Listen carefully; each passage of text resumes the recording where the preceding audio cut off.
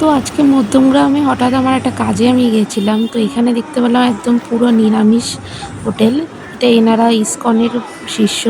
প্রভুজি আর মাতাজি এনাদের হোটেলটা। তো এখানে মাতারও সেবাও করে এনারা। নিরামিষ পেঁয়াজ রসুন আমাদের এখানে খুব কম পাওয়া যায়, কিন্তু মধ্যমগ্রামে একদম থানাটা ছাড়িয়ে গেলেই এই জয়গুরু পিওর ভেজ রেস্টুরেন্টটা।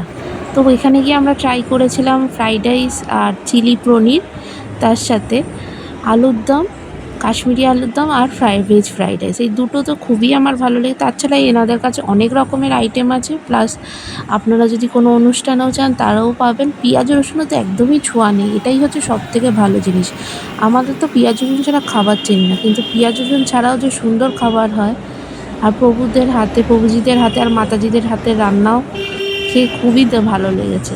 তো আমি গেছিলাম, তার সাথে আমার মেয়েও গেছিলো। প্রথমে আমার মেয়ের যে আবদারটা ছিল যে চিলি পনির ও খাবে, তো চিলি পনিরটাই ও ট্রাই করেছিল। আর একটা বাটির মধ্যে চিলি পনির চারটে পনির দিয়েছিল, আর পনিরের সাইজগুলো খুব বড় বড়ই ছিল। তো চিলি পনির আর ফ্রাইড রাইস নিয়ে 200 টাকা পড়েছিল আমার, আর আলুর দম আর ফ্রাইড রাইস নিয়ে আমার 160 টাকা পড়েছিল।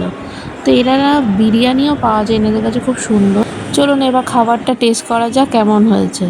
কিন্তু মুখে দিয়েছিলাম আমি যখন আলুর দমটা, আমার তো খুবই সুন্দর লেগেছে আলুর দমের সাথে ফ্রাইড রাইসটা।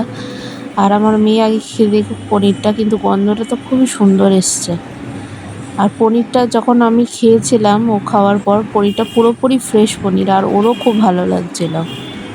তো আপনারাও চাইলে যেতে পারেন, দোকানটা খুবই ভালো আর ওনাদের ব্যবহারটা খুবই ভালো। নমস্কার।